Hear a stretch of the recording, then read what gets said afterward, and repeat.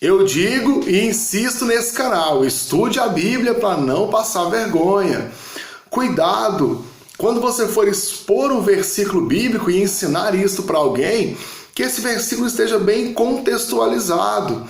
O versículo isolado, ele pode trazer uma mensagem que o contexto dele não traz, né? E que você vai acabar cometendo o erro de interpretar incorretamente um versículo. Vamos com calma. Esse versículo que você quer interpretar, ele não caiu de paraquedas no meio da Bíblia. Ele está lá porque ele faz parte de um contexto. Aí eu pergunto aos senhores, o que é que esse contexto quer dizer? Eu ouço muito quando alguém fala de dança na igreja, aí a resposta é, eu danço porque Davi dançou. Gente, Davi fez um monte de coisas. Muitas dessas coisas são vergonhosas. Estão na Bíblia como exemplos a não serem seguidos. O simples fato de Davi fazer não quer dizer que eu e você devemos fazer, não quer dizer que isso é bom. Então, cuidado. O assunto da dança fica para outro vídeo. Mas fica a dica, hein? Não é porque Davi fez que está liberado fazer, o simples fato de Davi ter feito alguma coisa. Agora, eu quero comentar com vocês de um versículo de Jó. E eu já vi várias músicas cantando isso. Vou mostrar para vocês aqui. Ao cheiro das águas brotará e dará ramos como uma planta nova. Eu já vi inúmeras músicas com este versículo, dizendo que se eu orar e eu tiver em dificuldade e eu tiver totalmente destruído, ao cheiro da presença do Espírito, tudo vai dar certo para mim, tudo vai funcionar. Tem música de banda famosa, olha só isso. Ao cheiro das águas, esse texto foi o apóstolo René quem o citou. Pela primeira vez eu ouvi numa pregação dele cantar essa canção profética. Um novo mover de Deus começa. Receba do Senhor o cheiro das águas na sua vida. A esperança para o ferido, como árvore cortado, marcado pela dor.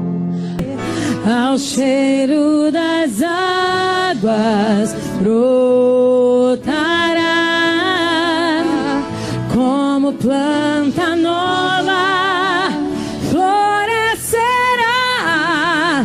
Cheiro das águas se faz tudo novo, as cinzas renovam, ressuscitam-se sonhos ao cheiro das águas. Tá vendo aí, gente? Bonita a música, não é? Mas quando eu leio o versículo seguinte, ou os versículos seguintes, a ideia não é só essa. Vamos lá, eu quero ler o versículo anterior e alguns posteriores. Porque há esperança para a árvore, pois mesmo cortada, ainda se renovará, e não cessarão os seus rebentos. Se envelhecer na terra a sua raiz, e no chão morrer o seu tronco, ao cheiro das águas brotará, e dará ramos como uma planta nova. O homem, porém, morre e fica frustrado. Expira o homem, e onde está? Como as águas do lago se evaporam, e o rio se esgota e seca. Assim o homem se deita e não se levanta. Enquanto existirem os céus, não acordará, nem será despertado do seu sono. O que o contexto quer dizer de que é melhor ser uma planta do que ser um homem? Porque uma planta, mesmo se ela morrer, quando vier as chuvas, ela vai brotar. Se o homem morrer, não tem esperança. Tem mais esperança para uma planta do que esperança para um homem. Deus dá mais chances para uma planta qualquer do que para um ser humano.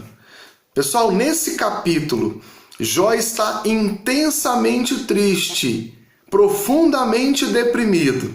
E ele diz essas palavras. Eu pego um contexto desse, de falta de consolo, de esperança, em que o próprio autor diz que para o homem não tem esperança, e eu vou e cito um versículo e falo, agora a esperança está aqui, baseado num versículo cujo contexto é de falta de esperança.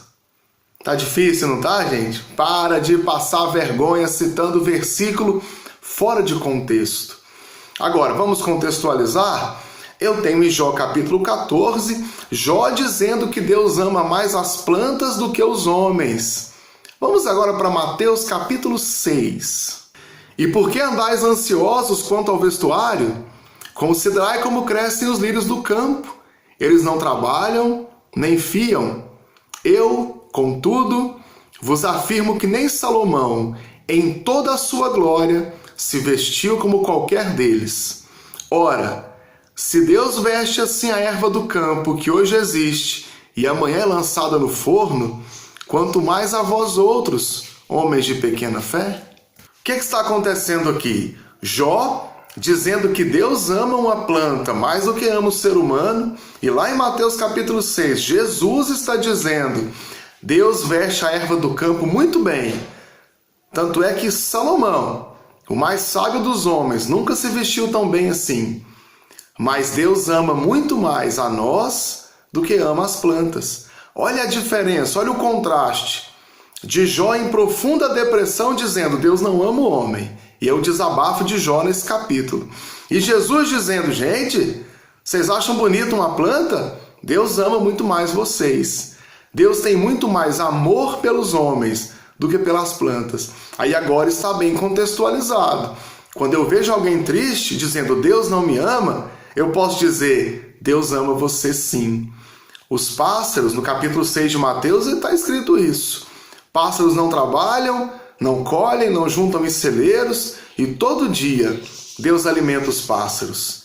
Se Deus alimenta os pássaros, Ele vai alimentar você também. Esta é a palavra de esperança que falta naquela música e que muitas vezes falta nos nossos corações. Palavra-chave aqui, contextualização. Quer fazer uma música? Quer pregar? Leia todo o texto. Faça a correta contextualização. Para finalizar, então, é isso, gente. Eu devo contextualizar corretamente. Não forçar a interpretação do versículo e deixar que a Bíblia fale sozinha, por ela mesma, sendo o meu papel apenas ler e interpretar corretamente o texto dentro do seu contexto.